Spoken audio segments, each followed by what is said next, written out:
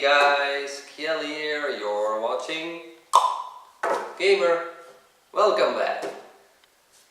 This is a reaction video to the PlayStation event in New York that was held yesterday, the 7th of September. And there's a very mixed bag in this. So I'm just gonna start off with the positive because there's more negative than positive. Hey, what can you say? Anyway, Sony comes out, shows us the PlayStation Slim. Every console generation gets a slim version of its console, normal. And then the PlayStation 4 Pro. An upgraded console, a mid-cycle upgrade. Yay, I guess. And but anyway, the positive before the negative. They said something very important. PlayStation 4 and PlayStation 4 Slim will get a firmware update, so they will support HDR, which is high dynamic range. In simple terms, it means if you have a TV that supports HDR, your games or movies or Netflix show, whatever, will have much more vibrant colors and lighting effects. If you see HDR in real life, you'll go like, wow, this looks amazing. Even though it doesn't even need to be in 4K, just the HDR itself make the vision, the color so much more alive and vibrant. They're gonna patch that in on your regular PlayStation. Yay! And if you think like, well, how does that work? We need to go back in time. Sony did a similar thing with the PlayStation 3. PlayStation 3 is the definitive and best DVD and Blu-ray player out there. Period. It just is. It's amazing for playing movies, the PlayStation 3. It just is. So, out of the box, PlayStation 3, when it launched in 2006, supported DVD and Blu-ray. Great.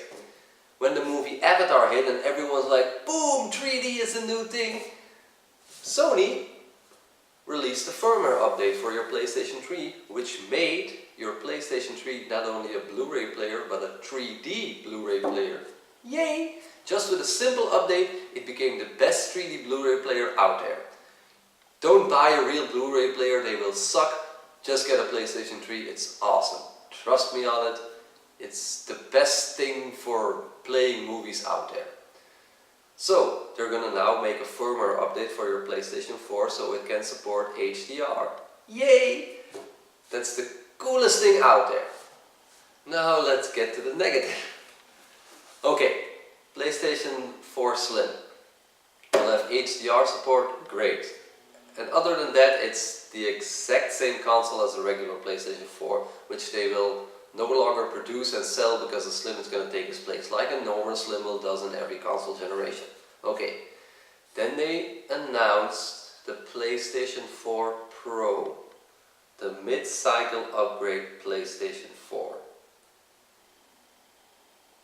Here, one of the biggest negativities I can think about it is the PlayStation 4 Pro will give you 4K and HDR gaming and streaming Netflix. Great. It will not be able to play 4K Blu-rays. Mind blown. Sony, how can you fuck this up? Sony invented the Blu-ray technology that made the PlayStation 3 awesome. The PlayStation 3 was not only Blu-ray compatible, but 3D Blu-ray compatible. Your new PlayStation 4, the Pro, can't even play 4K Blu-rays. Oh my god. How can you drop the ball on that? The Xbox One Slim can't play games in 4K, in true 4K. It does have the HDR function for games, like PlayStation 4 will get with a firmware update, but the Xbox One S plays 4K Blu-rays out of the box. They didn't make a big deal of it. It's like, bam, it just does it. If you have a 4K TV and an HDR enabled TV and you want to get those fancy new 4K HDR Blu-rays, you just pop them in your Xbox One S and you're good to go. With Sony you cannot. Oh my god! As a movie fan inside of me, and especially a movie collector, this sucks stick, I'm sorry. They're like, yeah, Netflix will be in 4K and HDR. Yeah, that's cool. It's, you know, with Netflix, but Sony, you invented the Blu-ray. How can you drop the ball on this? Ugh. That's a big negativity I got from the PlayStation 4. Also, who is this device for? If you look at the conference was bland and actually bad. People came on stage to talk to the world and they were like, I get it, you have to talk before a crowd. International press, I imagine it can be very stressful, but still, you guys work for a big corporation and go to E3 like every year. Have some enthusiasm, like, hey, this is our new thing, and they're like, this is the PlayStation 4 Pro, this is why it's awesome, 40 minutes long, talking about stuff nobody cares. E3 this year, Xbox went like, Xbox One S, HDR, 4K Blu-ray player, very cool, let's move on, you have all the information you need. Ugh. So, PlayStation 4 Pro, the mid-cycle upgrade, an upgraded CPU and the GPU gets boosted up clockwise or the other way around, I don't know. Something gets boosted, something has another piece of electronic in it. I always switch GPU, CPU, I always mix them up. Anyway, the Pro is an upgrade. Great, can play 4K Blu-rays. And then they're like, it's here, it's the new thing. Why do I need it? Why does it exist? Games will look better on it in 4K, like, on the stream it was difficult to see, yeah, probably when you put them side by side with the regular PlayStation 4, your Pro will look better, but then you will alienate your core audience who already has a PlayStation 4. So I was like, blah? I'm like, why this device?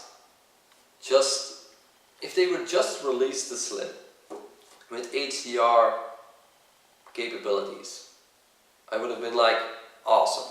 And then in a couple of years, like, here's PlayStation 5 that will play 4K games, HDR, Blu-rays in 4K, everything you want, it's this much better. I'm like, yay, PlayStation 5. But my PlayStation 4 is perfectly fine. I don't need more horsepower, I don't need more RAM, I don't need more GPU. Games look amazing on it. Give me games with great gameplay mechanics and great stories. It doesn't need to be extra shiny.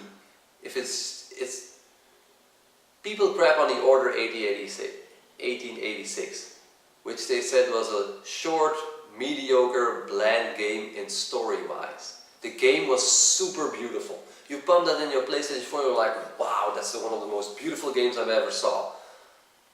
But the game itself sucked. So who cares if you have a PlayStation 4 Pro with more horsepower, more pixels, more frame rate, more everything, if your games suck? Who cares then? So why? And then it's just, I've told you before, I'm against mid-cycle upgrades, the smartphone, mobile thing. Just give me real console generations. Not only, another thing, okay, a gaming console is a plastic box you put in a disc and play. It doesn't need to look cool, but if it does, it's an extra because it's sitting next to your TV. If you put all the components of the PlayStation 4 into a cardboard box that's spray painted orange with pink and there's all this weird stuff and it looks like crap, it's still inside an amazing console. However, regular PlayStation 4 has one of the most sleek designs ever. If you put that thing stranded vertically up, it almost looks like the monolith of 2001 A Space Odyssey. Is like it's been sent down by aliens. That's how cool looking it is. The PlayStation 4 Slim looks ugly. The PlayStation 4 Pro looks even more ugly. How can you screw this up?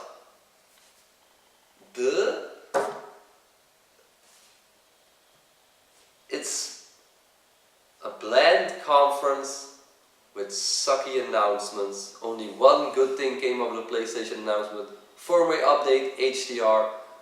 However, no one owns HDR TVs. Like, no, there will be people who own 4K HDR TVs, but in my family or friends that I know, no one has a 4K TV. No one has an HDR able TV. It's future-proofing definitely, but I feel like the PlayStation 4 Pro doesn't need to exist. This just like, you know, here's the S. It's cheaper. It is HDR enabled. Great. They should have put also in the Slim 4K Blu-ray capabilities like Xbox did, and then it was like, great, let's just ride out this generation until PlayStation 5. But they didn't. But then I was like thinking, well, maybe the PlayStation 4 Pro will give extra advantage for PlayStation VR coming later this year. I get the sense that Sony doesn't really care about VR anymore or something. They were like, PlayStation VR, and that was it. Yeah, PlayStation 4 Pro has more pixels than your normal PlayStation 4. It was like a very mixed conversation or messaging going there. It's like, is PlayStation VR gonna suck with my normal PlayStation 4? I'm like, who knows? They didn't address anything about how PlayStation VR is gonna work with normal PlayStation Slim or normal PlayStation Slim or PlayStation Pro. But who knows? Who cares? We'll just have to wait and see and have your consumers be pissed off if it sucks. That's also the thing with me. I'm not really sold on VR yet. Not that I want to be negative on VR per se. You know, PlayStation tried to innovate with PlayStation VR. Great for you. But all I've seen is proof of concept or tech demos. I haven't seen any game where I'm like, yep, I need to get that VR system for that game. It doesn't exist. I'm sorry. And clearly PlayStation is realizing this, because you should think if in October PlayStation VR comes out, they'll message the shit out of it, like, here is VR, this is why you need it, like VR, VR, VR. And they didn't. So in that sense I thought it was a very bland, shitty conference with a PlayStation 4 Pro, an iteration on your normal PlayStation 4 that nobody wants, nobody asked for, but you're just releasing it. Bad. That's all I can say. Yeah, pretty negative video all in all. Sorry, that's just how this conference made me feel.